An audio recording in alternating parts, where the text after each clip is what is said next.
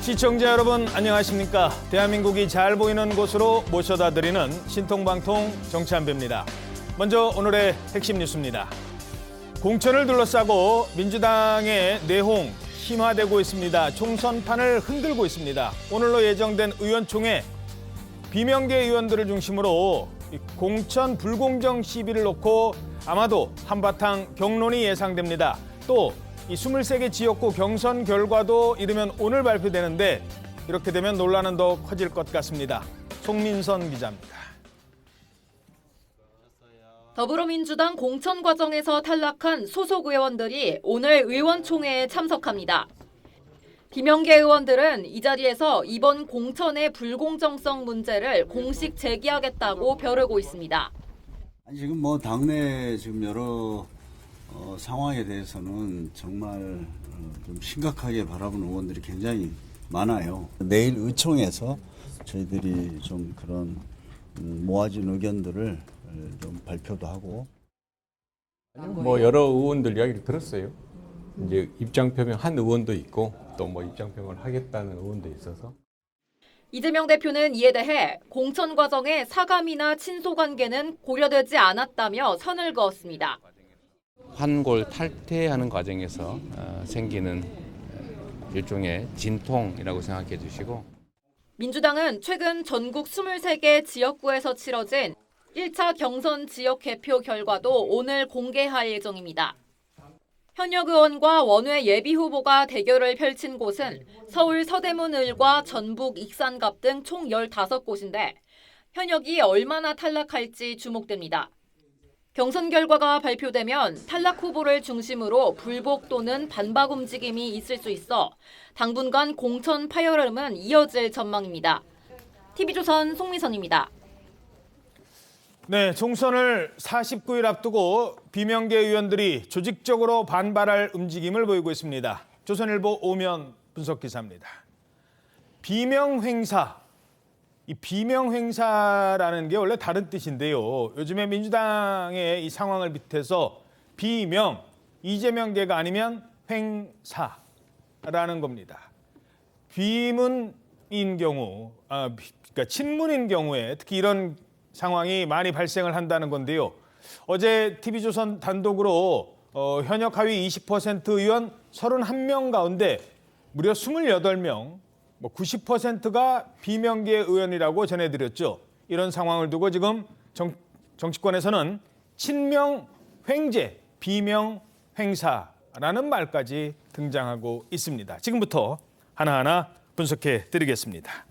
자, 요동치는 총선판, 이번엔 민주당의 박용진 그리고 윤영찬입니다. 저는 단 한 번도 권력에 줄 서지 않았고 계파 정치, 패거리 정치에 몸담지 않았습니다. 오늘의 이 과하지옥을 견디겠습니다. 반드시 살아남겠습니다. 현근택이 사라지니 이수진이 보내고 이수진으로 여의치 않으니 다른 후보를 또 꽂아서 기어이 윤영찬을 쓰러뜨리려 합니다. 참 지독하고 잔인합니다. 이번 총선에 임하는 더불어민주당의 목표는 무엇입니까? 윤석열 정권에 대한 심판입니까? 아니면 이재명 대표 개인 사당화의 완성입니까? 후자가 목표라면 윤영찬을 철저히 밟고 가십시오. 자, 두 사람 모두 하위 10%라는 통보를 받았어요. 네, 맞습니다. 이 대표적인 비명계 현역 의원들이죠. 박용진, 윤영찬 이 두 의원이 본인들이 하위 10% 평가 결과를 통보받았다면서 스스로 저렇게 공개를 했습니다. 예. 이 박 의원 같은 경우에는 지난 대선 당시에 이재명 대표와 경선을 벌이는 대선 경선 후보였고요. 윤영찬 의원은 이낙연 후보 캠프에서 대변인 역할을 하면서 이 대표와 당시에 각을 세웠던 바가 있습니다. 이 두 사람 모두 자신들의 의정 활동에는 문제가 없었다고 주장하는데 참여연대의 집계에 따르면 박 의원은 대표로 발의한 법안이 82건, 상임위 출석률도 95%, 본회의 출석률은 90%고요. 오, 90%가 넘어요. 네, 맞습니다. 윤희원 같은 경우에도 대표 발의 법안이 39건에 본회의 상임위 출석률 모두 90%입니다. 이 반면에 이재명 대표의 대표 발의 법안 6건에 불과했는데 결국에는 이 현역 의원 평가가 주관적인 기준에 의해서 평가됐고 비명계 학살용 아니냐 이런 반발이 나오는 게 지금 현역 의원들의 반응입니다. 자, 그러니까 민주당 현역 의원 평가는요, 정량 평가라는 게 있고 정성 평가라는 게 있습니다. 정량 평가는 그러니까 법안을 몇 개 냈는지, 몇 퍼센트 본회의에 참석했는지 이건 숫자로 다 나와요. 그러니까 여기서는 큰 비중을 안 둔 것 같다는 겁니다. 그럼 뭐 정성 평가, 이 사람이 당에 도움이 되는지 안 되는지 뭐 이런 거. 그건 어떻게 보면은 주관적인 거잖아요. 이런 부분이 많이 영향을 받은 것 아니냐라는 겁니다. 그리고 조금 전에 또 한 사람이 본인도 이 하위 20% 통보받았다고 합니다. 송갑석 의원도 하위 20%의 통보를 받았어요? 네, 오늘 아침 라디오에서 공개를 했는데요. 그 당시에 이제 이명백 공관위원장으로부터 통보를 받았다. 이 사실은 어제 하루 동안은 좀 함구하는 분위기였는데 오늘 아침 공개를 했습니다. 예. 송 의원 같은 경우에는 광주 서구 갑 국회의원인데요. 재선 의원이고요. 그 광주라는 지역 자체가 민주당의 텃밭이고 워낙 후보들이 많다 보니까 비명계에게 과연 공천을 주겠느냐 이런 논란이 계속 불거졌었습니다. 그런데 이번에 이렇게 하위 20% 평가를 받으면서 사실상 공천을 하지 않으려고 이런 결과를 내린 것 아니냐 이런 의구심을 지금 비명계 의원들이 갖고 있는 거고요. 이 지역 같은 경우에는 그 강 의원이라고 하는 이재명 대표 친명이라고 불리는 외부 원외 예비 후보가 출마하는 문제를 가지고도 여러 실랑이들이 벌어졌었는데 지난번에 강 의원 특보 논란이 됐었죠. 예, 그 당시에도 비명계 저격 출마다, 자객 출마다 이런 얘기가 나오면서 논란이었지만 그 국면은 일단 강 의원 특보가 그 후보에 출마하지 않겠다 이렇게 하면서 일단락이 되긴 했었는데 계속 어쨌든 이런 텃밭 후보 지역구에서 공천 잡음이 일어나게 되면서 아마 오늘 이 하위 20% 통보에 대해서도 공개를 하고 이후에 단체 행동에도 나서겠다라는 취지로 공개를 한 걸로 보입니다. 자, 김영주 의원, 그다음에 지금 두 사람 전해드렸던 박용진 의원, 윤영찬 의원, 게다가 이제는 송갑석 의원까지 광주를 지역구로 둔 의원까지도 포함이 됐습니다. 자, 일단 그거부터요. 이렇게 하위 뭐 10%다라고 이제 얘기를 들었단 말이에요. 박용진 의원 같은 경우. 그럼 바로 공천 탈락되는 거예요? 어떻게 되는 거예요? 바로 탈락은 아닙니다. 다만 이제 공천 과정에서 불이익을 받게 되는 건데요. 하위 10% 이하 같은 경우에는 득표수의 30%가 감산되고요. 하위 10%에서 20% 사이에는 득표수의 20%가 감산이 됩니다. 이 하위 10% 이하, 그러니까 득표수의 30% 감산을 얻는 현역 의원 같은 경우에는 사실상의 컷오프가 아니겠느냐 이런 해석들이 많이 나오고 있습니다. 그러니까 적어도 30%포인트 이상 차이를 내지 않으면 본인이 되기 힘든 거군요. 예, 일단 마이너스 30%로 시작을 하게 되는 거기 때문에 그 부분에 대해서 그걸 커버하기, 뛰어넘기가 어려운 상황이다 이렇게 얘기를 하는 겁니다. 예. 자, 하위 10%는 그러면서 사실상 경선 배제, 즉 컷오프로 받아들여진다는 겁니다. 박용진 의원, 오늘 아침 라디오 인터뷰에서 이런 입장을 다시 한번 밝혔습니다. 이명백 공관위원장 전화가 왔고요. 저는 참 납득이 안 됩니다. 그랬더니 본인도 웃으시면서 저는 잘 모릅니다. 그냥 통보만 합니다. 그래서 알겠습니다. 그리고 전화는 금방 끊었고요. 어떤 항목에서 어떤 점수가 박용진 의원한테 매겨졌는지 지금 알고 계십니까? 아니요, 모릅니다. 그걸 통보하는 분도 모른다고 그러는데 제가 어떻게 합니까? 채점표는 끝까지 공개는 안 되는 건가요? 모르겠어요. 그 뭐 재심 절차를 요구하면서 오늘 재심 요청서를 낼 텐데 네. 거기에 뭐 공개해달라고 하는 요구사항은 넣었습니다. 자, 박용진도 하위 10%라는 민주당. 이 상황 어떻게 보십니까? 일단 이 박용진 의원도 그렇고 윤영찬 의원 그리고 또 김영주 의원에 의해서 오늘 송갑석 의원까지 일종의 커밍아웃을 했어요. 커밍아웃을 한 건데 내가 저 하위 10% 20% 받았다. 예. 이게 그전에는 없던 일이거든요. 왜 그러냐면은 조금 전에 설명하셨다시피 어차피 경선에 참여를 해요. 참여를 하고 감산이 된 차원에서 참여를 하는데 참여를 한 상황에서 내가 이렇게 하위 점수를 받았다. 이것은 불리하거든요. 오히려 불리하니까 그 예. 공개를 안 해요. 그런데 이 공개를 지금 계속 하는 이유는 앞으로 계속 나올 겁니다. 31명 중에서 28명이 비명이라고 하니까는 예. 계속 뭐 5호, 6호 계속 나올 거예요. 계속 나오는 이유는 뭐냐면은 이게 불공정하다는 걸 밀실 공천이라는 것을 확실하게 인식시키기 위해서죠. 그런 사람들이 늘어난다면 계속 늘어나죠. 그러면은 이 늘어나면 어떻게 되느냐면은 그냥 이 상태에서 경선에 참여하는 것이 아니고 집단 행동을 할 수가 있어요. 집단 행동을 해서 오히려 이재명 대표의 그 공천 자체가 사천이다, 밀실 공천이다 해서 단체 행동에 나서서 뭐 이재명 대표 이선 퇴진론 이런 것이 불거질 수가 있습니다. 예. 특히 오늘 의원총회를 앞두고 저런 상황이 지금 잇따라 벌어지고 있기 때문에 의원총회에서 이재명 대표도 참석하고 저 사람들도 참석을 하거든요. 그냥 있지 않겠죠. 예. 그리고 이것뿐이 아니고 지금 비명계 배제가 세 갈래로 진행되는데 뭐 20% 10% 이거 하나 있고 하나는 이재명 대표가 직접 전화를 하죠. 문학진 의원이나 아니면 돈봉투 받은 의원들에게 예. 직접 전화를 해서 불출마를 종용을 하는 이게 하나 있고 또 하나는 여론조사에서 아예 빼버리는 겁니다. 현역 비명계 의원은 빼버리는 거. 그렇죠. 뭐 이인영, 뭐 서른, 그 있었지 않습니까? 그리고 홍영표 예. 이렇게 빼는 세 갈래로 진행이 되는데 세 갈래로 당하는 거예요. 비명계 입장에서는 아하. 세 갈래로 지금 막 당하는데 그럼 이 사람들이 과연 오늘 의원총회에서 가만히 있겠느냐? 이미 이수진 의원이 동작을의 이수진 의원이 그 지역에 저 추미애 집어넣고 또 전현희 뭐 이렇게 해서 여론조사를 하고 있다고 하니까. 이재명 대표가 불공정 공천을 한다고 이선으로 퇴진하라고 이야기를 했거든요. 의원들 단체방에. 예, 단체방에. 그러니까 물꼬가 터졌어요. 물꼬가 터져서 오늘 의원총회에서 저 부분이 어느 정도까지 확산될지 그 상당히 관심사입니다. 아, 그렇군요. 그러니까 과거에도 공천 자범이라는 건 있었습니다. 근데 과거에는 이렇게 본인이 하위 20% 받아도 그냥 얘기를 안 했대요. 왜? 내가 20% 받았다는 걸 사람들이 알고 경선해야 나한테 도움될 게 없으니까. 근데 지금은 억울하다는 사람들이 많다는 거예요. 그리고 나름 이유가 있어요. 그 상징적인 인물이 지금 박용진 그리고 윤영찬 의원이라는 겁니다. 자, 이 두 사람 왜 상징적일까? 이 두 사람한테는 바로 이런 공통점이 있습니다. 보자마자 적대적으로만 얘기하고 말도 하지 말라고 얘기하고 이러는 거는 이게 민주당이에요? 그렇지 않죠. 얘기도 하기 싫어요? 앞으로 그러면 저도 여러분한테 배워서 똑같이 할 거예요. 당이 두 쪽 나요.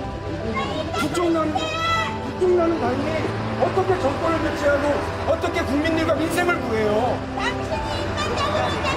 그게 아니에요. 여기 민주당이고. 아 됐어! 어디 하프라 이동네! 오늘 감히 이제 뒤통수 어디로 여기! 너 기다렸어요! 배신 때려놓고서 무슨 왜야 어디가! 네, 강성 지지자들이 지역구까지 쫓아가서 나가라고 했던 의원들. 자, 이렇게 되면 결국 강성 지지자들 뜻대로 되는 건가요? 그럴 수밖에 없죠. 우리가 방금 뭐 봤습니다만 이게 지지자, 강성 지지자 여기 그치는 게 아니고요.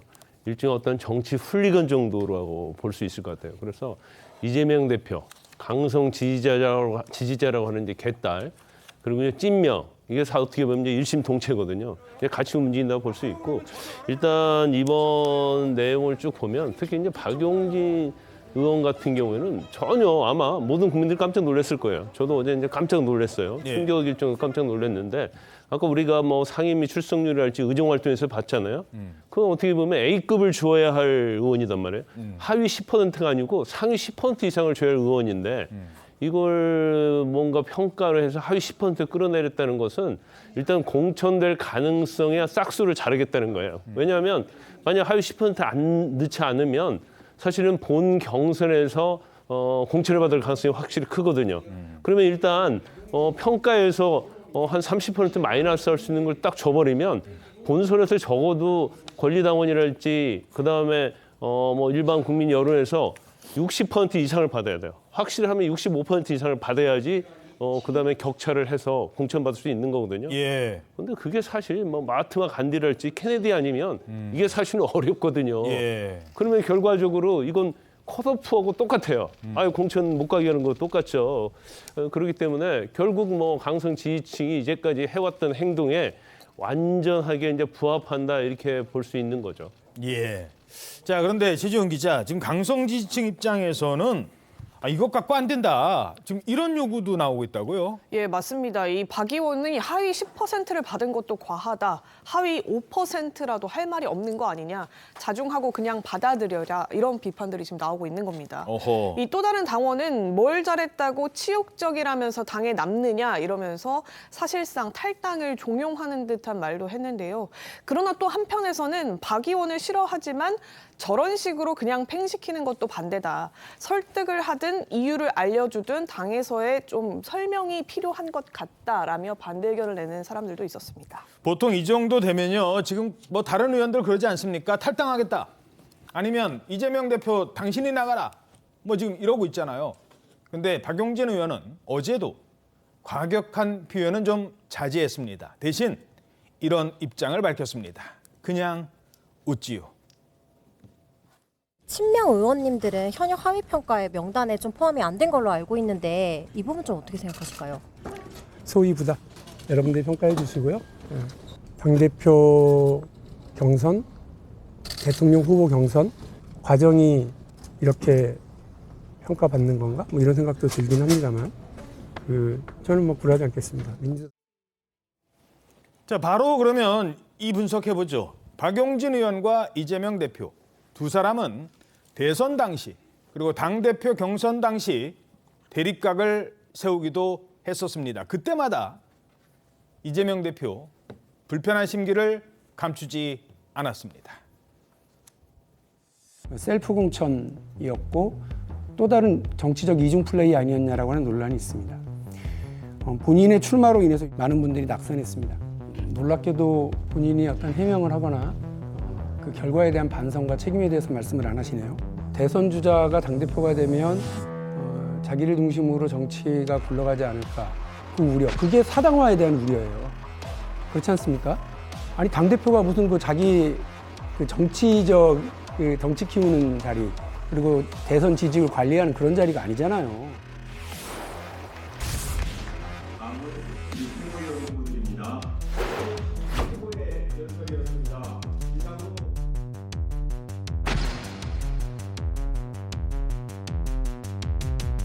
오늘 박용진 후보님은 우리 화장실에서 만나가지고 인사를 했는데 여기 들어올 때는 또 악수를 안 해가지고 혹시 또 영상이 문제되지 않을까 걱정이 됩니다. 화장실에서 제가 미처 손도 닦지 않으신 이재명 후보님께 손을 내밀었고 제가 얼른 악수를. 자, 다른 자리도 아니고요. 합동연설의 자리입니다. 쉽게 말해서 같은 동등한 자격으로 쭉 앉아 있는 거예요. 먼저 와서 기다리고 있던 사람은 앉아서 기다리고 있었겠죠. 뭐 본인의 일을 하면서. 네, 뒤늦게 온 분이 저렇게 이제 고개를 숙이는데 함께 보시죠. 악수를 하자고 고개를 숙이는데 이재명 대표는 핸드폰만 보고 있네요. 저게 어떤 상황이었던 겁니까? 저게 이 2022년 7월 당대표 경선에서 제주 합동연설이 벌어지던 자리였습니다. 예. 박용진 의원이 연설을 마친 이후에 단상에서 내려오면서 이제 다른 후보들이랑 악수를 하는 게 통상적인 프로토콜이거든요. 예. 이재명 대표에게도 여러 후보들 사이에 있는 이재명 대표에게도 악수의 손을 건넸는데 지금 보신 것처럼 한 손으로 휴대전화를 든 채 계속 쳐다보면서 손만 내밀어서 악수를 하는 모습이 포착돼서 이른바 노룩 악수였다 이런 얘기가 나온 겁니다. 예. 이재명 대표는 당시에 그날 다른 거 보면서 집중을 좀 하느라고 충분히 예의를 못 갖췄는데 미안하다 이렇게 나중에 사과하기도 했습니다. 예, 알겠습니다. 물론 이재명 대표가 콕 집어서 박용진 의원은 뭐 탈락시켜라 이렇게까지 했는지는 모르겠어요. 아직 뭐 그런 정황은 없습니다. 박용진 의원이 지금 억울하다 이런 입장을 밝히고 있는 건데, 자, 그렇다면 박용진 의원 지역구에 다른 사람은 없는데 박용진 의원의 자격이 미달돼서였을까? 글쎄요. 박용진 의원 지역구에 지금 민주당의 친명으로 알려진 사람이 한 명도 아니고 지금 2명씩이나 거기에 출마한다고 지금 나섰다고요? 네, 그렇습니다. 지금 민주당 교육연수위원장인 정봉주 전 의원하고 그다음에 이성훈 변호사 두 사람이 이제 경쟁을 하고 있는데요. 어쨌든 이런 그 민주당의 열성 지지자들은 이걸 생각해야 합니다. 그러니까 양당제에서는 51%를 얻어야 이기는 거거든요. 예. 근데 30%에서 35% 사이의 열성 지지자만 가지고는 절대 선거 이기지 못합니다. 그러니까 흔히들 비판하는 수박이라고 하는 그 나름대로 연성 지지자들, 그러니까 좀 소극적 지지자들을 반대편으로 모르는, 그러니까 가슴이 너무 뜨거우면 적을 이롭게 하는 그 행위를 하면 안 되고요. 문제는 이제 여기에서 지금 박용진 의원은 그 장기로 치면 차포를 떼고 지금 하게 생겼지 않습니까? 이런 상태에서는 굉장히 어려울 것이고, 그리고 지금까지 당에서 굉장히 아픈 소리를 했는데 이게 4년 전에 이제 금태섭 의원이라든지 이런 부분들이 다 연상되면서 결국은 경선에서 박용진 의원이 이제 떨어지는 거 아니냐 이런 생각이 들게 만들고 있어서 이거는 당시에 서울 최다 득표를 했던, 그리고 당에서 대선 경선도 했고 당대표 경선도 한 사람을 저런 식으로 떨어뜨리느냐 이런 인상이 되면 민주당 전체의 선거가 아주 지장을 받게 될 거다 이렇게 예상이 됩니다. 아까 그 3명 강북 을인가요? 지금 박용진 의원 지역구에 민주당 후보로 나선 사람들, 박용진 의원 포함해서 함께 보시죠. 자, 박용진 의원은요, 지난번 총선에서 70%를 넘겼었죠, 아마. 그때 서울 지역 최다 득표로 1등을 차지했던 의원입니다. 그런데 여기에 정봉주 전 의원이 본인의 지역구를 놓고, 과거 지역구를 놓고 이곳에 달려들었고, 이승훈 변호사도 대표적인 친명계 패널로 활동을 했는데 여기를 뛰어들었다. 뭔가 이유가 있고 보이는 게 있었을 거 아니냐는 지적이거든요. 이 때문에 이제 비명계 현역 의원들이 있는 지역구를 찾아 나서서 친명 예비 후보들이 도전에 나서는 거 아니냐 이런 해석들이 나오는 건데요. 지난번에 예비 후보 그 면접 심사에서도 정봉주 전 의원이 박용진 의원 면전에서 공개 저격을 해서 또 논란이 되기도 했었습니다. 민주당 후보로 나설 자격이 없다 이러면서 당을 공격하는 의원이 있어서 자신이 출마를 했다. 그러면서 보수 언론이 칭찬하는 의원은 당의 정체성에도 맞지 않는다 이러면서 공개 저격까지 하는 발언이 돼서 논란이 된 바도 있었습니다. 예, 아마도 이 상황을 예상을 했던 걸까요? 과거에요. 과거에 이재명 대표가 이런 발언을 한 적이 있었습니다. 저희들이 찾아봤어요. 들어보시죠. 정당의 힘은 다양성에서 나옵니다. 다름은 배제나 제거의 대상이 아니라 역할 분담을 통한 시너지의 자산입니다.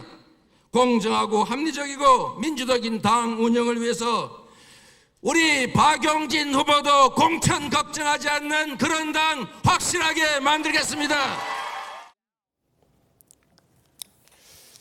박용진 의원도 공천 걱정하지 않는 당 만들겠다고 저렇게 미리 얘기까지 하셨었네요. 그런데 결과적으로는 어떻게 된 겁니까? 엄청나게 걱정을 하게 됐죠. 예. 걱정을 한 게 걱정뿐이 아니고 사실상 공천 받기가 좀 불리해진 상황이에요.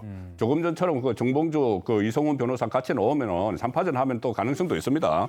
감점이 되더라도. 예. 그렇지만 어쨌든 상당히 걱정을 하게 된 상황인데 저 시점은 그 2022년 8월 경선할 때잖아요. 대표 경선. 예. 그 시점은 그 이재명 대표가 되는 것이 거의 확실한 시점에서 그 경선 이후에 후유증을 최소화시키려는 시기예요. 왜냐하면 대선에서 패배하고 나서 바로 6월 달에 그 개항을에 출마를 했고 그리고 바로 대표 경선에 나가니까는 반발이 상당히 많았거든요. 예. 그러면 대표 경선 본인이 대표되는 건 확실하니까 그 이후에 후유증을 최소화시키는 기간이기 때문에 박용진 의원 나를 그렇게 공격을 해도 나중에 공천안에도 걱정하지 않아도 된다 이렇게 하면서 이 그 후유증을 최소화하려고 하는 시도였어요. 근데 그 이후에는 상황이 막 바뀌었죠.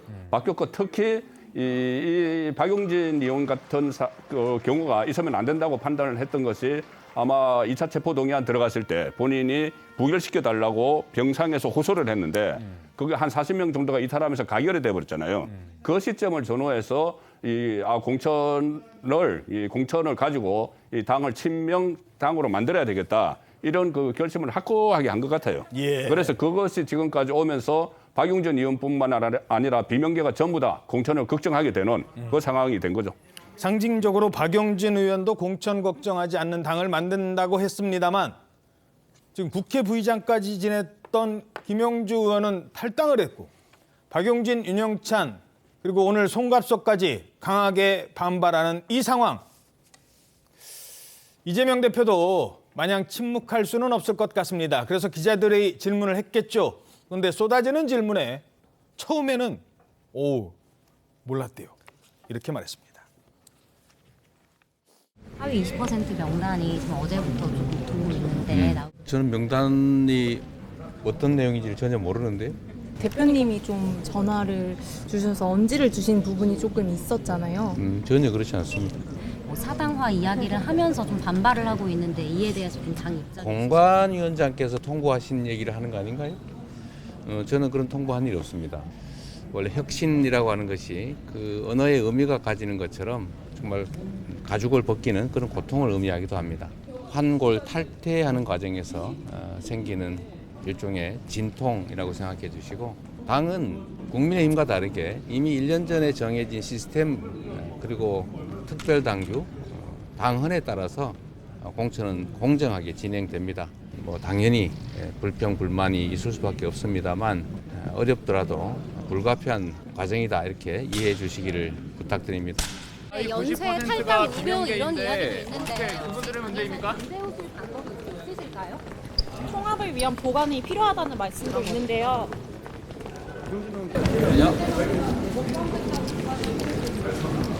그렇지 않을 겁니다. 제가 아끼는 분들도 많이 포함된 것 같아서 가슴 아픕니다. 예. 자, 저 장면 어떻게 보셨습니까? 뭐 이재명 대표 특징이 그거 아니에요. 곤란한 질문 나오면 침묵 또는 이제 동문서답하는 거잖아요. 근데 이 사건이 이제 워낙 이번 사태가 이제 논란이 많기 때문에 대답을 하는 것 같아요. 근데 그 내용 중에서 제가 한 언어를 한 두 가지만 짚고 넘어가자면 혁신이라는 얘기를 하잖아요. 혁신 공천. 본인 말대로 가죽을 벗기는 아픈 과정이라고 하는데 이 가죽을 벗기려고 하면 비명, 친명 상관없이 벗겨야죠. 근데 왜 비명 가죽만 벗기는 거예요? 그래서 고통수에 몰아넣고 있는 거예요. 그다음에 두 번째로 시스템 공천 얘기하는데 친명을 위한 시스템 공천이죠. 공천 앞에 친명을 위한 시스템 공천이기 때문에 문제가 없다. 이렇게 하는 언어가 저는 맞다고 봐요. 그래서 이런 공천 과정 자체를 보면 이재명 대표는 총선 승리에 관심이 있는가 저는 그런 생각이 들어요. 그래서 뭐 이번에 공천 과정도 그렇고 그다음에 이제 지역구 같은 것도 총선에서 국민의힘에겐 총선 승리를 반납하기 위한 공천 절차를 거치고 있는 것이 아닌가 그런 생각이 드는데 그 이유는 딱 한 가지 있겠죠. 이번 총선을 통해서 본인에게 반발할 수 있고 본인에게 대들 수 있는 그런 공천은 그런 사람에게 공천을 하지 않겠다는 거예요. 그러니까 이번 총선을 통해서 일당화, 사당화를 이제 완벽하게 하겠다는 그런 취지로밖에 보이지 않거든요. 민주당 공천이 역사에서요. 항상 주류는요. 비주류를 고려했어요. 왜냐하면 비주류를 무시해버리고 이런 식으로 선거를 하면 이 총선 참패가 되거든요. 김대중, 노무현, 뭐 문재인 역시 다 마찬가지였거든요. 그럼에도 불구하고 이제 마이웨이 이슈로 저렇게 가는 것은 본인의 사법 리스크와 관련해서 또는 이후에 있어서 어떤 민주당을 일당화해서 마치 뭐 영구 집권할 것처럼 저는 행동 자체가 제가 볼 때는 총선에서 상당히 영향을 미칠 거라고 봅니다. 예. 뭐 반론 차원에서 이재명 대표가 SNS에 올린 글 제가 다시 한번 소개해 드리겠습니다. 자, 민주당은 시스템으로 움직이는 당이다. 어떤 사감이나 친소 관계는 작동 자체가 불가능하다. 그리고 혁신공천이라는 말 자체가 가죽을 벗기는 아픈 과정, 이런 건 어느 정도 예상이 됐던 과정이다. 뭐 비명, 친명 가리고 공천하는 건 아니다. 떡잎이 져야 새순이 자라는 법 아니겠느냐라고 얘기를 하긴 했습니다. 자, 김두수 단장님 어떻게 보십니까? 이 문제는 그러니까 현역 국회의원을 평가하는 시스템을 아무리 잘 갖춰도 이 문제는 논란이 될 수밖에 없습니다. 이게 중앙당에서 관리하고 거기다가 이제 민주당 전체가 또는 민주당을 구성하고 있는 사람들이 전체가 좀 더 강성으로 이동하고 있는 이 상황에서 결국 평가받는 사람들이 만족할 수 있는 평가가 나오기 힘듭니다. 여기에 이제 여론조사와 중앙당 공천, OECD 국가 중에서 일본, 우리나라 이런 데만 있고 다른 나라는 다 지역의 당원이나 유권자가 주로 선택을 합니다. 그런데 우리는 중앙당이 이걸 관리하다 보니까 이 반발이 심하게 발 수밖에 없는데 문제의 핵심은 2012년과 2016년에 각각 정당의 실패한 모델을 지금 따라가고 있다는 겁니다. 2012년에 당시 민주통합당이 6개월 전 10월 달에 박원순 시장과 연합해서 무소속으로 서울시를 이기면서 총선 승리가 예상됐고 당시에 또 이명박 정부 말기였기 때문에 그대로 이기면 그대로 선거를 가면 이긴다 이래서 통진당과 연합공천을 하고 당내에는 자기 팔을 많이 신기 위해서 흔히들 노이사 친노 부산파와 이대 마피아와 4.86이 결합돼서 공천을 독점해가지고 많은 사람들을 공천 학살을 했습니다. 그 결과 127석과 152석으로 완전히 뒤집어졌는데 그때 당시 박근혜 당대표 비대위원장이 돼서 새누리당으로 혁신했습니다. 지금 상황이 그렇게 가고 있고요.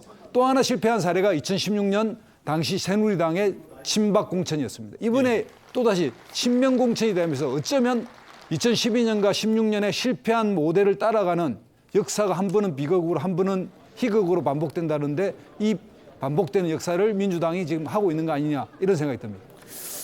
자, 최지원 기자, 아까 이제 이재명 대표가 기자들 질문에 민주당 출입하시니까 비명계 20% 탈락자들 20% 하위 20% 명단 돈다는데요 했더니 이재명 대표는 전 모르겠다라고 말씀을 하셨었어요. 근데 TV조선에서는 그 명단 확보해서 보도까지 했었잖아요. 네. 최지원 기자가 확보했을 거 아닙니까? 그 20% 누가 했는지는 제가 질문 안 드릴게요. 명단 보셨을 테니까 누가 많았습니까? 예, 일단 선수별로 한번 정리를 해보면요. 하위 20% 전체 의원이 31명인데 그 가운데 28명이 비명계였거든요. 선수별 말씀드린 대로 살펴보면 3선이 6명이고요. 4선이 4명, 5선이 2명으로 3선 이상 중진이 모두 12명입니다. 이 반면에 초선이 11명, 재선도 8명이 포함되어 있었습니다. 이 숫자로만 보면 3선 이상의 중진보다 초재선 의원이 더 많은 셈인데요. 지역별로도 한번 살펴보면 수도권이 21명으로 가장 많았고요. 호남 4명, 충청권 3명, 비례 의원이 3명이었습니다. 예. 그러니까 저희들이 뭐 비례가 몇 명, 충청이 몇 명인 거는 이미 명단을 다 갖고 있다는 거예요. 지금 개인적인 프라이버시 때문에 이걸 이름만 공개하고 있지 않다는 겁니다. 기자들도 이 정도는 알고 있었다는 거예요. 자, 네, 제가 아끼는 분도 포함이 돼 있다고도 했었는데 친명계 의원들이 혹시 있었습니까? 예, 친명으로 평가를 받고 있는 의원 3명도 포함이 돼 있었지만 진짜 친명, 이른바 찐명으로 불리는 의원은 단 1명도 없었습니다.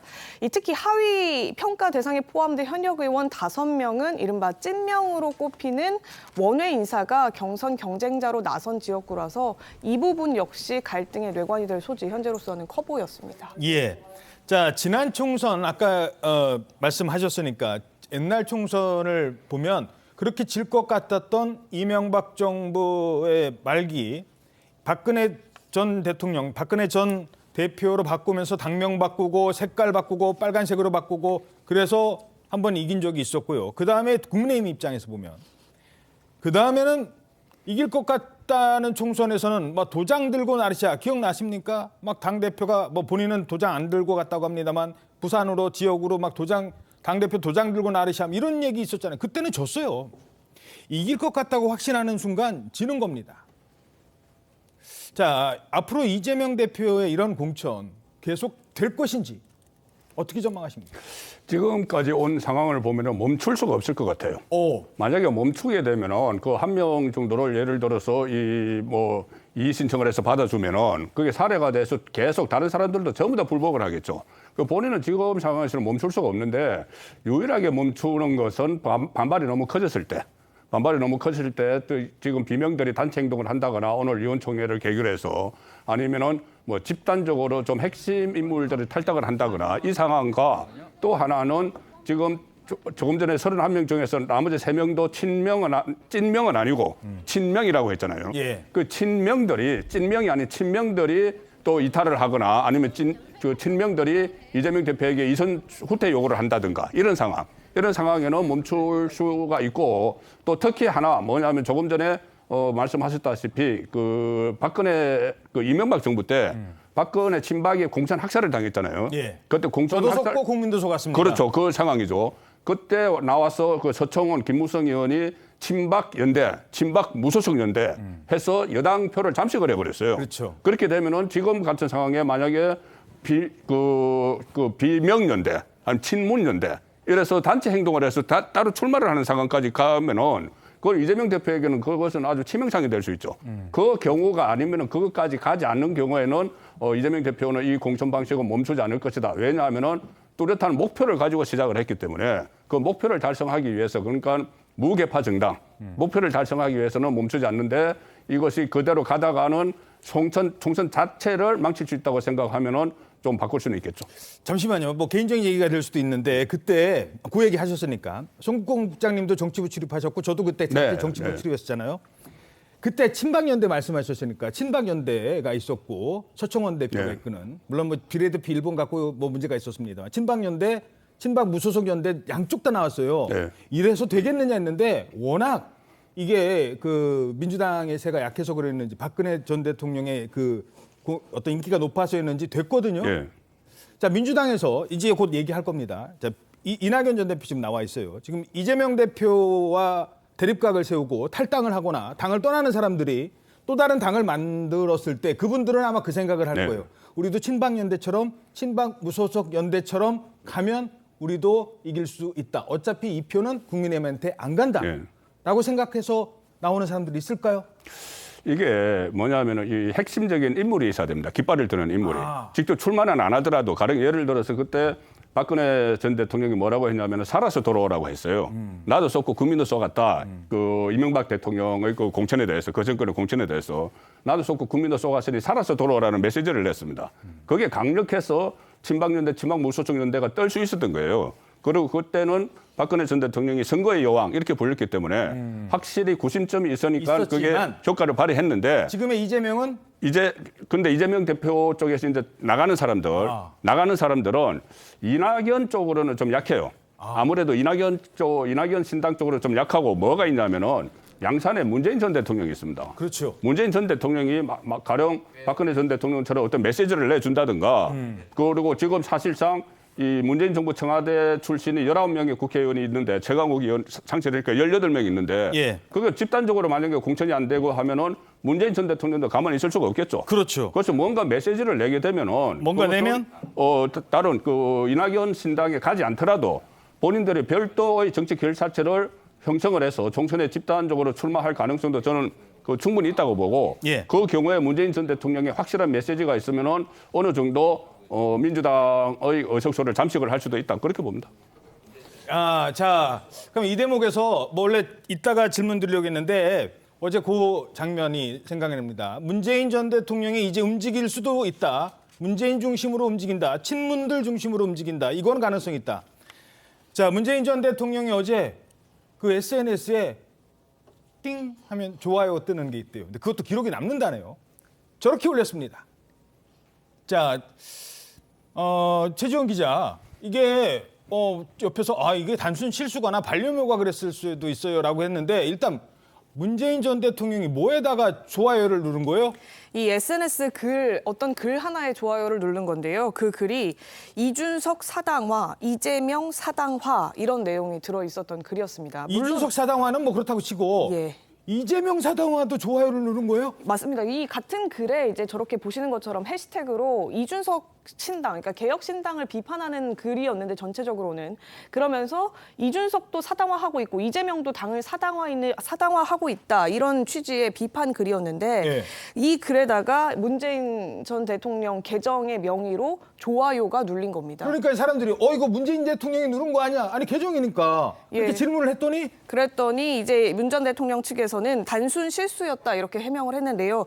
이게 뭐 스크롤을 내리다가 이제 클릭이 잘못돼서 실수였을 수도 있고 아니면 반려묘가 마우스를 클릭해서 눌린 걸 수도 있다 이렇게 해명을 했거든요. 고양이가 눌렀다? 예, 그런 얘기까지도 이제 설명을 한 걸로 알려지고 있는데 예. 문 전 대통령이 과거에도 이재명 대표를 약간 비하하는 듯한 글에다가 좋아요를 누른 적이 있어서 이게 진짜 글을 보고 좋아요를 넣고 동의를 한다라는 뜻을 표명한 것이냐 이것 가지고 논란이 됐었는데 예. 그 당시에도 실수였다 하면서 좋아요 클릭을 취소하는 사태가 벌어진 적도 있었습니다. 그러니까 지금 문재인 전 대통령의 그 양산 그 서점에 가면 저렇게 고양이가 있는데 고양이가 이제 그 고양이가 누른 거예요라고 얘기를 하는 겁니다. 앞부분에 저 옆에 지금 어느 분이 아예 잡고 있네요. 야 이 녀석 어디 다른 데 가면 안 돼. 아니 내 저거 쳤단 말이야. 뭐 이러면서 그러니까 이제 평소에 문재인 전 대통령이 평소에 이 컴퓨터 앞에서 작업을 하고 있는데 고양이가 앞에 이렇게 다닌다는 거예요. 화면 앞부분부터 잠깐 다시 볼까요? 지 맘대로 돌아다니니까 자, 야 너 여기 있어. 그랬더니 이거 뭐예요? 뭐 이러면서 왔다 갔다 하는 거예요. 저러다가 누르는 게 이재명 사당화다. 어떻게 보십니까? 제가 볼 때는 이제 문재인 대통령의 성격의 스타일을 전형적으로 나타내주는 사례라고 봐요. 예. 고양이가 번번이 이렇게 좋아요를 눌러 댑니까? 그건 이재명 지금 문재인 전 대통령 입장에서 보면 속이 부글부글 끓을 거예요. 그런데 다른 정치 지도자 같으면 자기 목소리를 낼 겁니다. 근데 저분은 그런 스타일이 아니에요. 일단 단호한 결단력이 없고요. 정치의 역량에 있어서도 상당히 부족한 측면이 있어요. 지난번에 그 박근혜 전 대통령한테 대선에서 졌을 때도 그때 백수에도 그런 얘기 제가 말한 거 똑같이 나왔잖아요. 예. 그러면 이 정도 되면 이제 전쟁에 비유한다면 장수거든요. 자기 수화 들으시면 학살당하고 있잖아요. 그러면 저기에 대해서 목소리 내줘야죠. 지금 뭐 그냥 뭐 이재명 대표 와서 뭐 피스본거 만져주면서 뭐 문명연대 이런 얘기를 하고 있는데 지금 문명 정당이 이루어지고 있습니까? 전혀 안 이루어지고 있잖아요. 그러면 지금 문재인 전 대통령의 어떤 스타일을 보면 지금 총선에서 친문들이 결합한다 하더라도 거기에 자기 목소리를 낼 가능성은 저는 별로 없다고 봐요.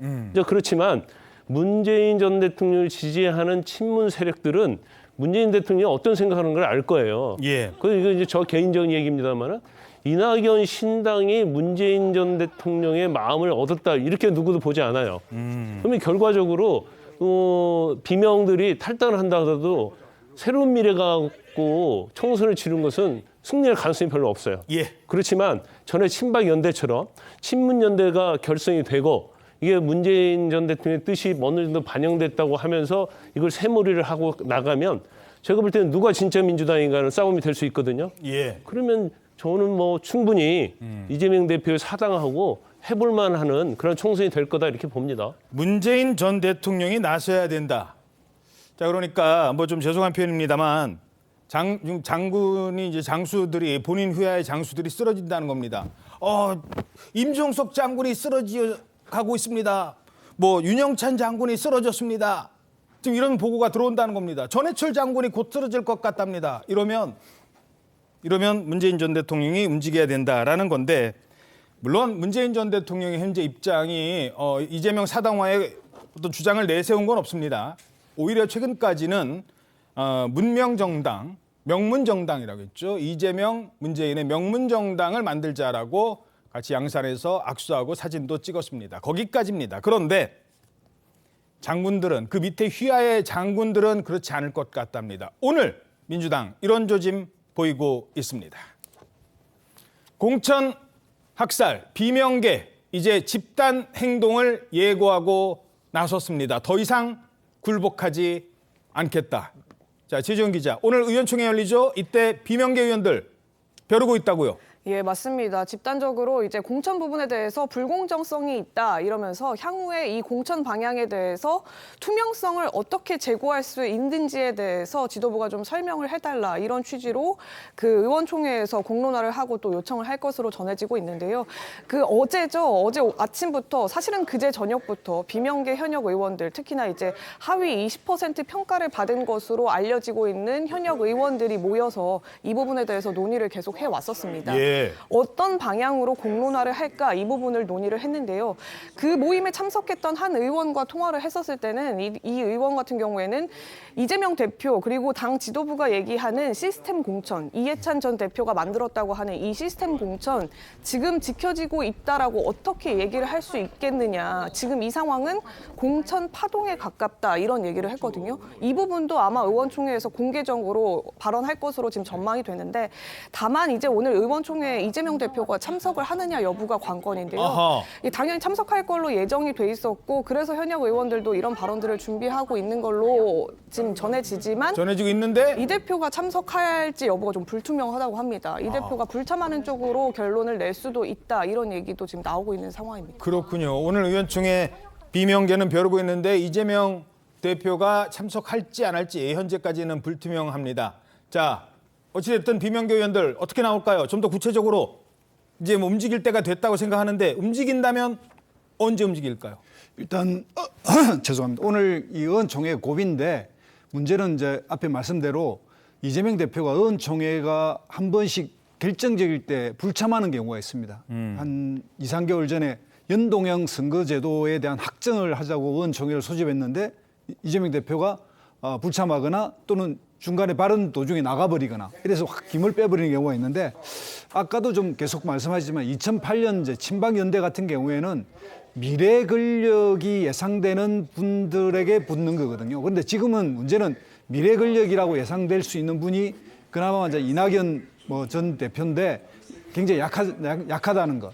또 하나 당시 친박연대는 영남권에서 살아 돌아오는 사람이 많았는데 예. 이번에는 현재 민주당은 또 불행하게도 이런 분들이 수도권에 주로 많이 있습니다. 아하. 그러니까 이 수도권에서 무슨 이런 그 또 다른 제3당을 하기가 쉽지 않고 그래서 주로 이제 문제가 된다면 무소속을 선택할 가능성이 좀 높아 보인다 이렇게 좀 보이고요. 그래서 하나의 어떤 친문 연대 행시고 이런 거는 문재인 대통령이 미래 권력이 아니기 때문에 쉽지 않고 그래서 일부는 예를 들면 지금 이낙연 전 총리가 하고 있는 새로운 미래에 좀 흡수된다든가 또는 무소속으로 한다든가 이런 식으로 집단적으로 다 대응하기는 쉬워 보이지 않는다 이렇게 예측해 봅니다. 아, 그러니까 이게 이제 좀 어려운 말입니다만 이 권력이라는 게 현재 권력이 있고요. 미래 권력이라는 말을 많이 씁니다. 근데 문재인 전 대통령은 이제 과거 권력이기 때문에 과거에 박근혜 전 대표 같은 경우는 미래 권력이었습니다. 대통령이 아직 안 된 사람, 될 수도 있는 사람. 그러니까 그 밑으로는 많이 모이지만 지금 문재인 전 대통령은 과거 권력이다.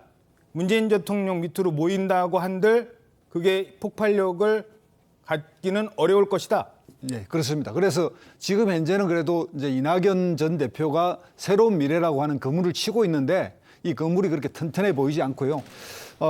또 하나는 이제 이 당 내에서 의원총회에서 2016년에 문재인 당대표 모델을 요구할 가능성이 있습니다. 당시에 문재인 대표가 물러서고 김종인 비대위원회가 설치되면서 공천을 싹 새로 하게 된 거거든요. 예. 그래서 지금은 민주당은 바로 그 상황에 와 있는 것. 즉 2016년 실패한 그때 당시에 그 새누리당 모델로 갈 거냐 아니면 그때 당시 새로 됐던 더불어민주당 모델로 갈 거냐 이 고비에 서 있다 이렇게 생각이 듭니다. 글쎄요. 근데 공천권을 과연 이 시점에 내려놓을지도 궁금하고 어떻게 보십니까? 뭐 내려놓을 이유는 없겠죠. 지금 여기까지 왔는데 뒤로 물러설 수 없어요. 그러면 더 우습게 돼버리거든요. 이재명 대표는 지금 이대로 갈 수밖에 없고 우리 김두수 의원님 말은 일리가 있습니다. 왜냐하면 과거에 비추어 보면 그런데 이 과거의 어떤 고정관념, 정치관념이 꼭 새로운 거에 맞는 건 아니에요. 왜냐하면 정치는 계속 변하는 것이고 그래서 지금 아까 우리가 친문연대 그런 얘기를 제가 말씀드렸는데 이것은 성공 가능성이 왜 있냐면 미래의 권력을 떠났어요. 지금 이 민주당이 완전 사당화돼 있잖아요. 근데 사당화돼 있는 것 자체만 가지고도 어느 게 진짜 민주당인가? 친문 세력이 일단 승리해서 결국 이제 합당하리라고 다 국민들이 볼 거 아닙니까? 예. 그럼 들어가서 우리가 이거 사당화를 막겠다. 그리고 민주당의 어떤 전투는 민주당으로 바로 세우겠다. 그것도 사실은 미래의 권력과 관련된 부분이거든요. 이제 그렇기 때문에 아마 이제 그런 부분에 있어서 집단 행동을 해야 하는데 워낙 의원들이 개인적 이익을 많이 생각하거든요. 근데 제가 볼 때는 뭉치면 살고 흩어지면 죽습니다. 예. 그 김영주 의원도 그 약간 좀 상징적인 상황이라고 생각이 됐던 게 탈당부터 했거든요. 예, 탈당을 결정하던 그 시점에 그러니까 하위 20% 임혁배 공관위원장으로부터 통보받은 직후에 전화 받았다면서요? 전화를 했습니다.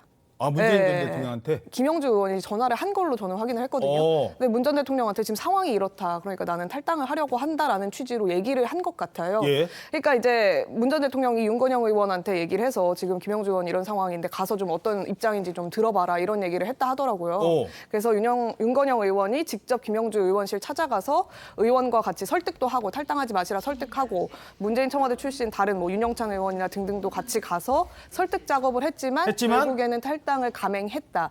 근데 탈당을 감행하기 이전에 문 전 대통령에게 전화를 했다라는 건 어떤 식으로든 역할을 좀 해주고 이 상황을 좀 수습해달라라는 의원 그 비명계 의원들의 요구나 문 전 대통령을 향한 바람이 있다라는 걸 단적으로 보여주는 예가 지금 이 상황이었다라는 생각이 들거든요. 다만 이 과정에서 문 전 대통령이 어떤 공개적인 메시지를 내는 대신에 이제 뭐 사신같이 측근을 보내서 이제 설득해봐라 이런 물밑 작업만 했다는 점 이 부분이 지금 문 전 대통령이 총선까지 어떻게 가고자 하는 그 상황을 의지, 뭐 생각을 보여준 것이 아닌가 이런 생각도 듭니다. 예.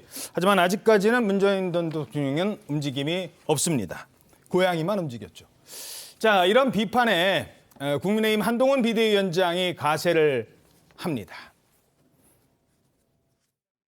왜 박용진이 10%에 들어가고 김영주가 10%에 들어가죠? 그럼 이재명은 10%에 들어가야 되지 않습니까?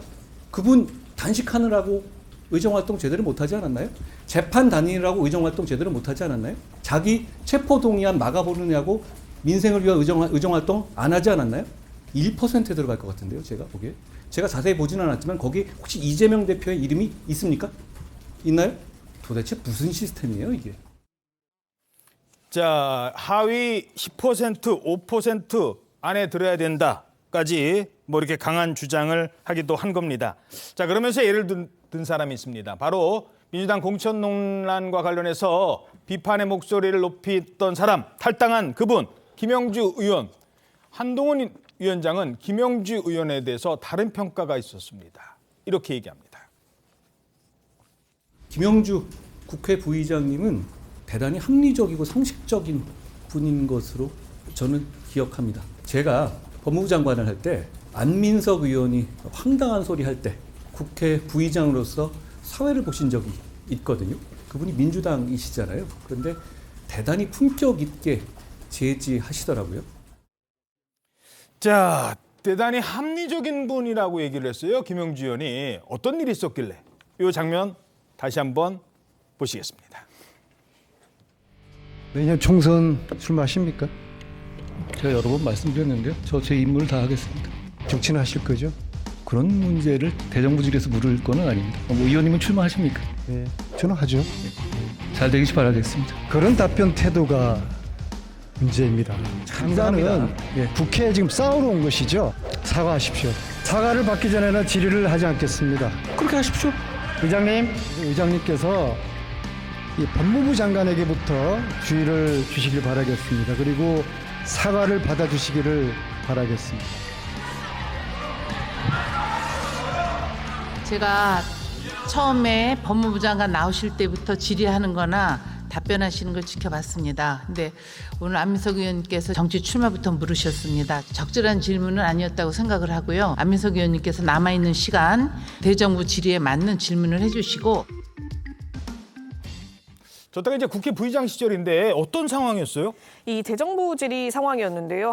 한동훈 법무부 장관에게 안민석 의원이 대정부 질문을 하기 직전부터 바로 출마하십니까? 이런 걸 물은 겁니다. 저 때 그런 게 막 관심이 있었어요. 예, 물론 뭐 장관이 이제 출마를 하느냐 여부가 관심이긴 했는데 이게 대정부 질의를 하는 상황에서 법무부를 상대로 그 국회의원이 질의를 하는 과정에서 과연 적절했느냐 에 대한 문제도 있었거든요.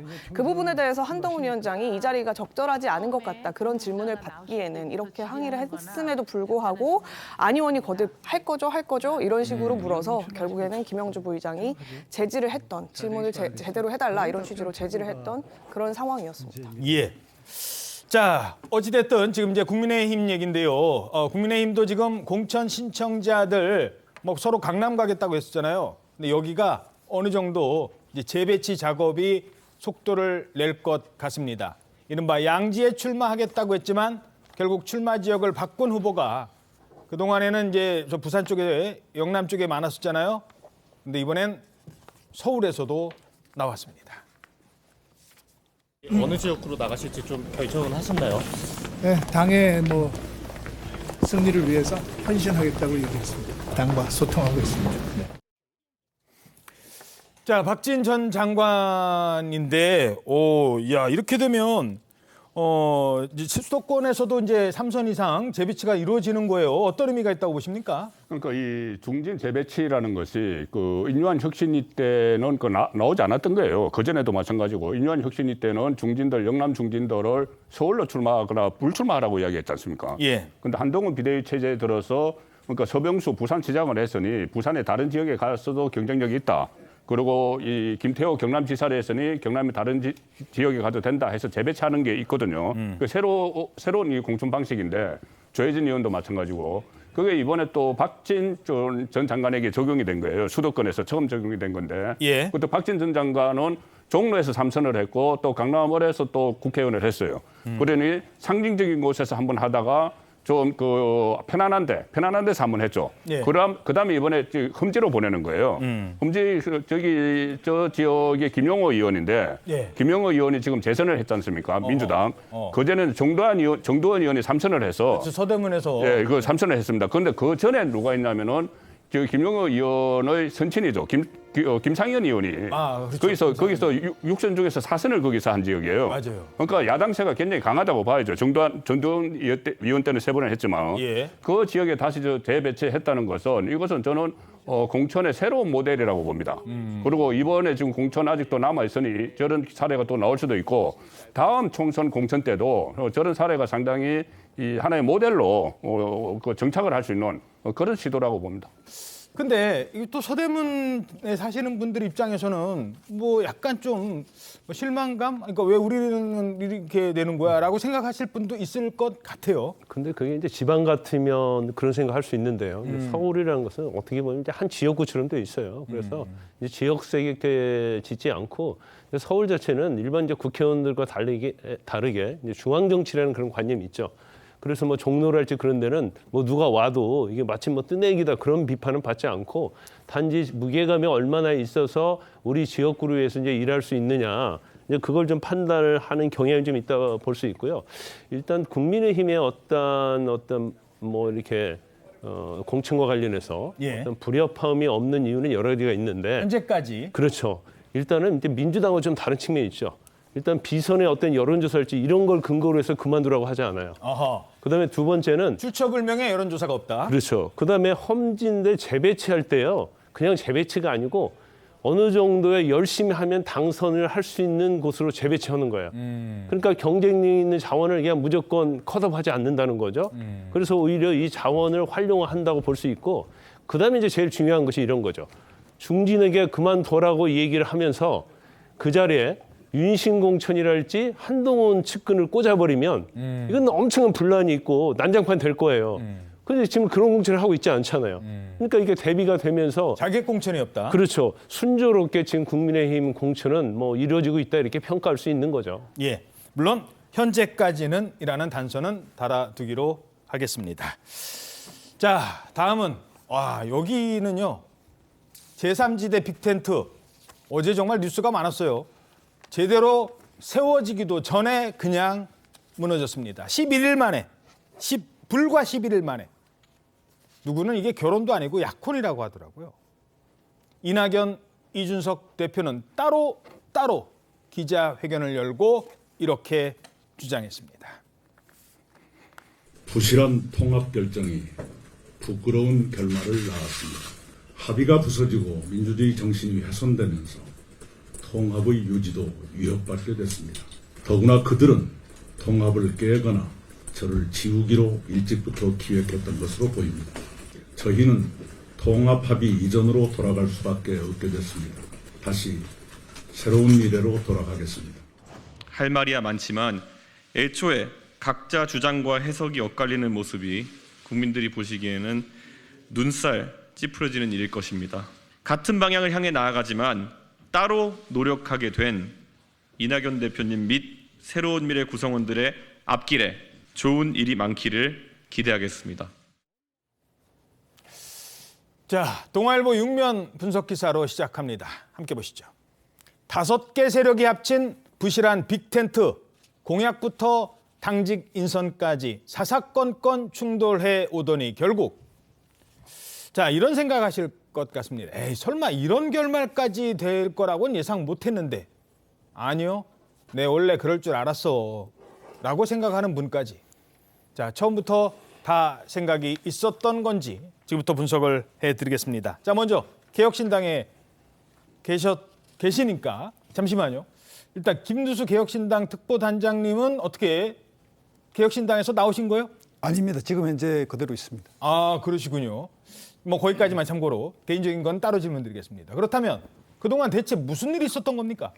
일단 뭐 헤어진 연인에 대해서 상당히 예의를 갖추고 좋은 말을 해야 되는데 일단 이렇게 된 이상 좀 실상은 이야기해야 될 것 같긴 합니다. 예. 3지대가 하나로 빅텐트를 이루어서 이번 총선에 대응해야 된다는 여망이 상당히 높고 여기에 이 양당의 어떤 후유증, 양당의 이런 실정을 그대로 국민들이 심판하려면 제3지대가 필요하다. 이런 상식인데요. 여기에 일단 비판을 할 때 그런 게 합니다. 그러니까 어떤 미션, 비전, 정책 가치가 같아야 한당을 하지 그게 나름의 어떻게 같은 당을 하느냐 이런 이제 일반적 비판이 가능한데 그럼에도 불구하고 모였는데요. 이렇게 모이고 보니까 약간의 이제 큰 특징이 있습니다. 그러니까 이낙연 대표님을 중심으로 하는 새로운 미래는 약간 총리실이 옮겨온 느낌. 그리고 개혁신당 이준석 대표는 그래도 몽골 기병처럼 기병전을 하려고 마음을 먹고 있는데 음중낙연과 기병준석이 잘 조화를 이루면 최상의 조합이고 빅텐트라는 게 집이 아니고 들판에 치듯이 뭔가 야외에 뛰쳐나가서 뭔가 진취적으로 하려면 그런 기동성이 필요한데 그런 부분에 대해서 계속 검열기관처럼 어떤 향후에 대통령 선거를 예상하시는 분이 계속 이게 좀 무리한 뭔가의 정책이나 공약이 나가면 안 된다. 이런 식으로 관리하게 되면 이거는 대선을 준비하는 거지 총선을 준비하는 게 아니지 않습니까? 여기에서 이제 문제가 비롯됐다고 보고요. 문제는 핵심은 뭐냐? 이낙연 대표님 같은 경우는 강주 출마를 해서 이 호남의 바람을 불러일으켜서 수도권 2030의 세대에 기반하고 있는 개혁신당 이준석 대표하고 이렇게 결합이 돼서 시너지를 내야 되는데 모두가 다 출마하라라는 요구에 대해서 원칙적으로 출마에 동의한다 그러면서 개인적으로 불출마를 선언할 자유를 달라 이러고 있으니 선거가 이루어지기 어렵다. 이래서 결국은 5개 정파에서 4개 정파가 이준석 대표에게 선거 캠페인에 주도성을 주는 그래서 그 정권을 준 게 아니고요. 선거를 치르려면 공약을 발표할 때 당대표가 중심이 돼서 정책위 의장과 협의해서 처리하자. 이걸 4개의 정파가 동의하고 1개가 동의하지 않은 결과가 저렇게 헤어지게 된 겁니다. 그러면 이낙연 대표는 5개의 정파 가운데 n분의 1 원오브 댐이었던 겁니까?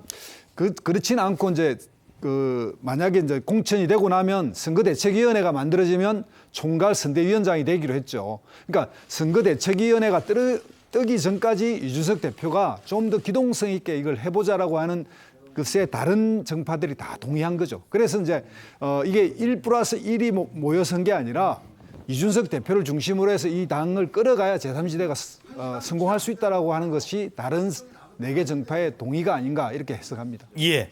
자, 참고로 지금까지는 이제 개혁신당에 남아 계시는 분의 얘기고요. 개혁신당을 떠난 분 얘기도 전해드리겠습니다. 새로운 미래 김종민 공동대표 결별 이유에 대해서 이렇게 말했습니다. 말만 제3지대였지 그냥 거대 양당과 같은 방식이었다. 양당 기득권 정당 안에서 저희가 제일 힘들어했던 게 이른바 사당 내지는 패권 정당입니다. 양쪽 다 이쪽은 대통령, 이쪽은 당대표. 거기에 대해서 다른 목소리를 내면 뭐 내부 총질이다 또는 비효율적이다 하고 진압을 당하는 거 해서 새로운 길을 가자고 한 건데 그 점에서 약간 좀 달랐던 것 같아요. 이 양당이 이런 짓을 한 거에 대해서 우리가 새로운 세계를 열어보자고 한번 시작을 한 건데 사람만 달라졌지 하는 방식은 민주주의에서 탈선한 방식은 똑같다. 말은 제3지대지만 실제로는 1, 2지대를 따라가는 거다. 이건 근본적인 문제다. 그렇게 판단을 해서 알겠습니다. 생각을 바꾸게 됐습니다.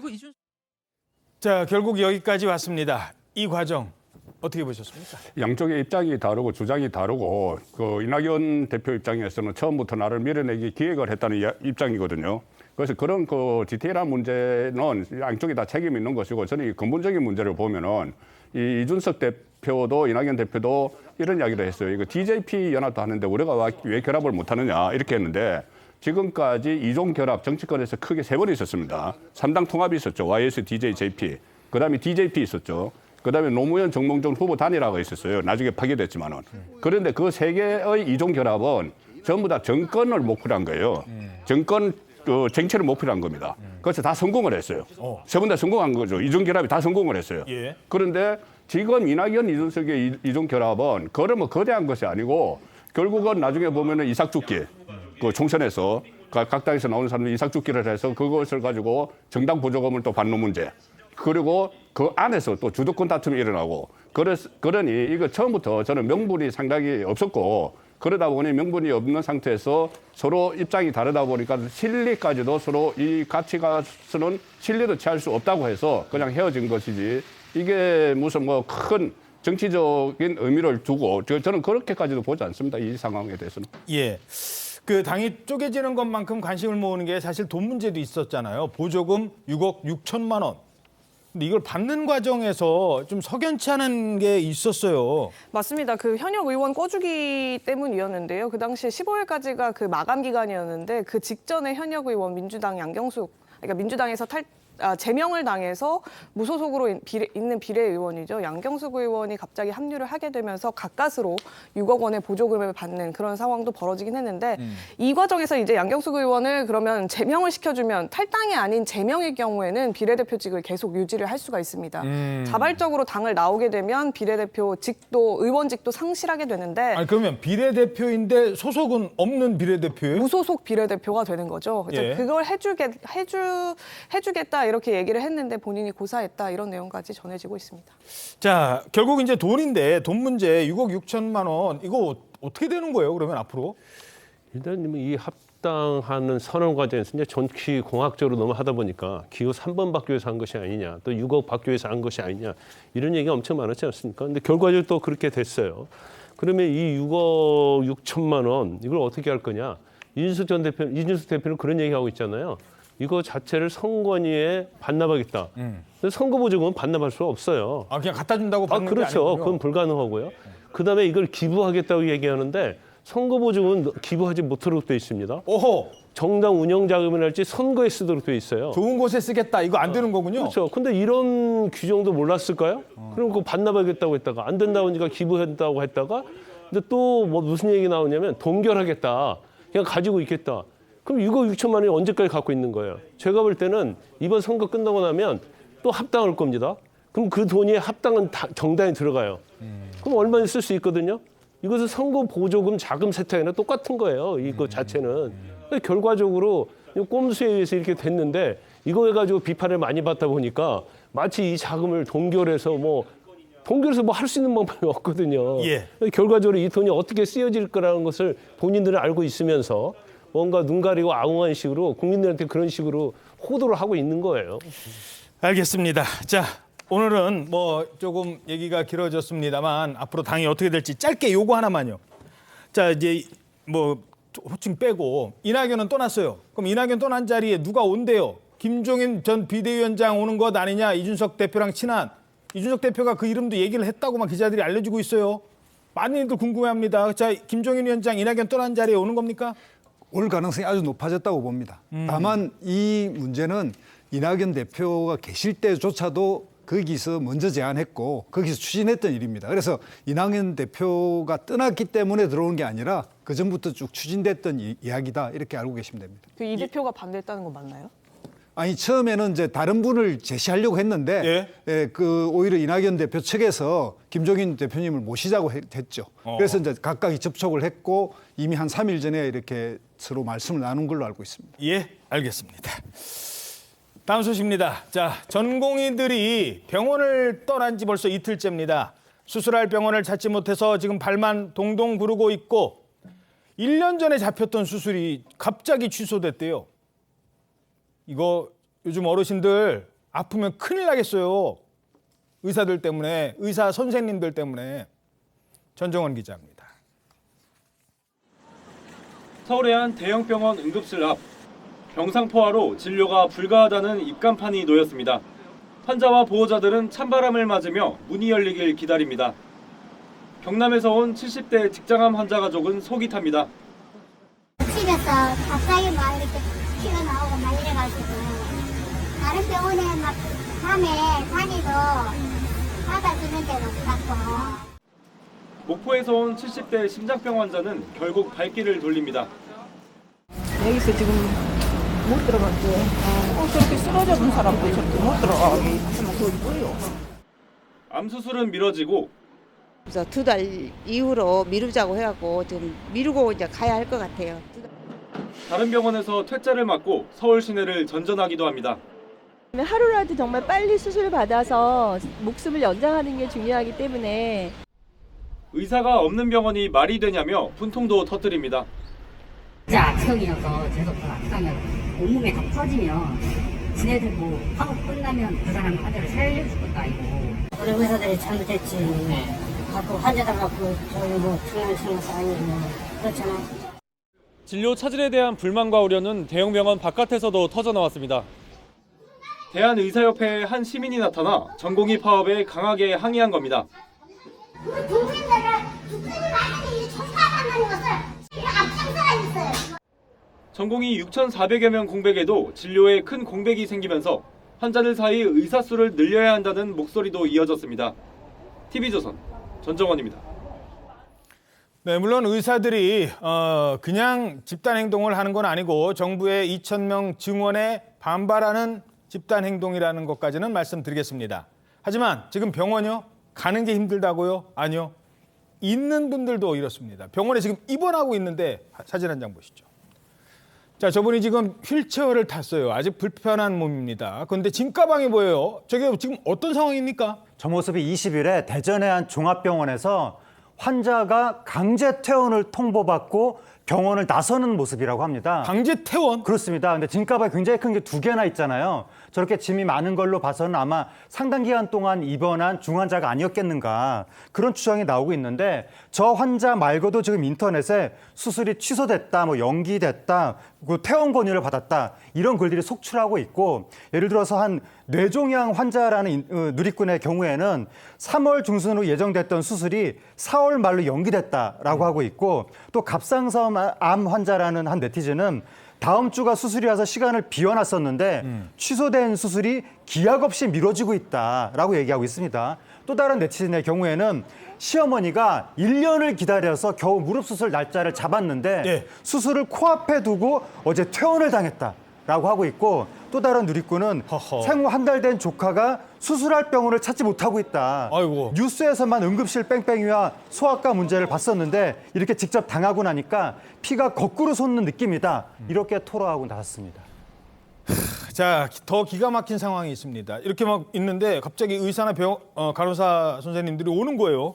그러니까 치료해 주시러 오나 했는데 갑자기 무슨 종이를 들고 와요. 서약서랍니다. 서약서.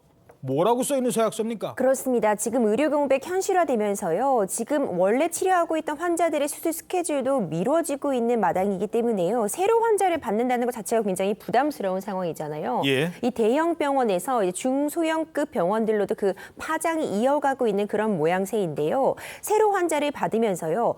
내가 지금 어떤 의료 공백 때문에 문제가 발생했을 때 상급 병원으로 바로 전원을 해야 되는 상황이 있을 수 있는데 예. 그 상급 병원으로의 전원이 어려울 수 있기 때문에 어떤 상태가 악화되거나 문제가 발생해도 이 해당 병원에 책임을 묻지 않겠다는 서약서를 작성한 후에야 입원이 가능한 그런 상황까지 지금 벌어지고 있는 상황입니다. 자, 그러니까 이 병원 원활하지 않은 거 저 환자도 알고 있습니다. 혹시 환자, 의사 이런 집단 행동으로 치료를 못 받아도 병원 책임이 아니라는 거를 사인을 하랍니다. 자, 또 하나. 자, 업무 개시 명령이라는 걸 내리잖아요. 근데 이게요, 지난번에 법적으로 그런 판례가 있었대요. 이게 뭐냐? 문자를 보내면 어느 시점에 효력을 발생하느냐? 보낸 시점이냐? 받은 걸 확인한 시점이냐? 지금 이것 때문에 전공의들이 문자가 왔는데도 안 받으려고 하는 그런 행동도 있다고요? 그렇죠. 결국 업무 개시 명령이 내려지게 되면요. 의료법에 따라서 지금 업무를 다시 개시하라 이런 명령이 있었음에도 정당한 이유 없이 어겼다고 인정이 되면 3년 이하의 징역 3천만 원 이하의 벌금에 처해질 수 있거든요. 예. 그런데 중요한 건 모든 행정 절차법상 송달이라는 과정이 필수적입니다. 그러니까 명령이 내려졌는데 내가 그걸 받는 게 이 행정 절차법상으로 가장 중요한데요. 내가 알게 된 시점. 그렇죠. 근데 이 송달의 시점이 여러 가지로 항상 문제가 되는데 일단 기본적으로 우편으로 전달하게 되면은 내가 직접 받고 사인한 경우가 확인이 돼야겠죠. 그런데 이것을 행정 절차법상으로도 긴급한 사유라던가 이런 이유가 있을 때 동의가 있을 때 문자로도 통보가 가능한데 그러니까 문자 메시지로도 가능해요. 그렇죠. 가능은 하지만 이걸 내가 실제로 확인한 시점이 언제냐에 대해서는 충분히 논란이 있을 수 있는 상황이거든요. 실제로도 이전에도 문이 닫혀 있는 병원에다가 그냥 이런 업무 개시 명령을 붙여놓고 돌아간 정도로는 확인할 수 없었을 수도 있다고 봐서 송달이 안 됐다고 본 사례도 있기 때문에 만약 실제로 문자로 집단적으로 어떤 업무 개시 명령의 발송이 이루어지고 집단적으로 휴대폰이 꺼 있다거나 아니면 받지 못했다고 한다면은 추후에 이게 개시 명령이 제대로 송달된 것이냐에 대해서 법적으로 논쟁이 가능한 상황입니다. 그러니까 쉽게 말하면 집에 아빠가 딸이나 아들한테 얘야 빨리 집에 들어와라 문자 보냈어요. 근데 늦게 왔단 말이에요. 너 왜 문자 보냈는데 안 왔어? 그러면 안 보냈잖아. 뭔 소리야? 내가 보냈는데. 못 봤어. 그럼 끝이라는 거예요? 그렇죠. 그런 상황이라고 볼 수 있겠죠. 그래서 일부러 안 본다. 일부러 안 볼 가능성도 충분히 존재하고 단순히 문자를 보내놓은 것만으로 이 자체로 송달이 됐다고 볼 수 있느냐가 지금 쟁점이 되고 있습니다. 아, 그렇군요. 보낸 것만으로는 안 될 수도 있다. 먼저 정부와 의료계의 입장이 다르다는 겁니다. 중요한 건 환자들의 걱정, 환자들의 건강일 겁니다. 다음은 이번엔 조금 오늘 아침에요. 아주 따끈따끈한 소식 하나 들려왔어요. 아시안컵 기간 중에 왜 선후배들끼리 싸웠잖아요. 막 손가락 다치고. 손흥민, 이강인 선수가 직접 런던으로 갔답니다. 그리고 주장 손흥민 선수를 만나서 사과를 했어요. 네, 이강인 선수가 오늘 SNS에 글을 올렸는데요. 런던으로 가서 손흥민 형을 만났다라고 하면서 뭐라고 올렸냐면 흥민이 형을 직접 찾아가 진심으로 사과드리는 게 중요하다고 생각했다. 런던으로 찾아간 저를 흔쾌히 반겨주신 흥민이 형께 다시 한번 감사드린다라고 하면서 절대로 해서는 안 될 행동을 했다. 깊이 뉘우치고 있다라고 반성의 뜻을 표했고 아마도 이강인 선수가 지난 19일쯤에 런던을 찾아가서 손흥민 선수를 만난 것으로 추정이 됩니다. 자, 이게 이제 왜 나오는 거냐면 지난번에 이강인 선수가 사과를 했는데 이제 팬들한테 사과한다 이렇게 얘기했었거든요. 손흥민한테는 본인이 뭐 주먹 휘둘렀다며 뭐 본인은 아니라고 합니다만 그러면 형한테 사과를 해야지 왜 국민들한테 사과해라고 했더니 본인이 직접 런던까지 갔다라는 거군요. 네, 그러니까 지난번에 손흥민 선수한테 직접 사과를 해야지 왜 팬들한테 사과를 하느냐라는 부분하고 그다음에 사과하는 글을 또 뭐 삭제되는 형식으로 올렸다고 해서 그것도 좀 진정성에 문제가 있는 거 아니냐라고 했었는데 예. 이번에 런던으로 직접 가서 사과를 하고 손흥민 선수의 어떤 반가운 어떤 용서를 받았다 그런 이야기를 이강인 선수가 한 겁니다. 자, 그런데 손흥민 선수의 이강인 선수의 글에 손흥민 선수도 SNS에 입장을 밝혔다고 합니다. 자, 뭐라고 밝힌 겁니까? 역시 손흥민 선수 정말 주장의 품격을 보여줬는데요. 팬들에게는 참 안심되게 두 선수가 이제 웃은 모습, 어깨동무를 하고 있는 사진과 함께 올라왔습니다. 그러면 손흥민 선수도 국내 축구 팬들에게 이런 불화학 사건에 대해서 사과를 밝히면서요. 주장으로서 내가 하기 싫은 일도 해야 하고 원팀으로 만들기 위한 과정에서 이런 일이 있었는데 이강인 선수도 진심으로 용서를 구하고 있고 반성하고 있는 만큼 국민 여러분들도 이강인 선수를 좋게 봐주기 원한다 이런 글을 남기기도 했습니다. 그러면서 이제 본인도 어렸을 때 여러 가지 실수가 있었고 다른 팀 동료 선수들에게 많이 배워가면서 성장했다 이런 말을 남기면서요. 이강인 선수를 다시 한번 감싸주는 그런 모습 보였습니다. 형 죄송합니다. 제가 잘못했어요. 그래 이 녀석 앞으로 잘할 거지? 네. 야 국민들 걱정하겠다. 사진 한번 다시 찍자. 이거 좀 보여드리자. 사진 찍었답니다. 저 장면이 그동안 걱정했던 많은 분들에게 우리 대표하는 월드스타 아닙니까? 두 사람이 이렇게 화해를 하고 한국 축구의 미래인데 두 사람 다 국민들의 걱정을 좀 덜어줬으면 합니다. 옷도 깔맞춤 했네. 네, 1분 뒤에 돌아오겠습니다. 네, 오늘 아침 대한민국 잘 보이셨습니까? 당신의 대한민국 신통방통이 늘 응원해드립니다. 여러분 고맙습니다.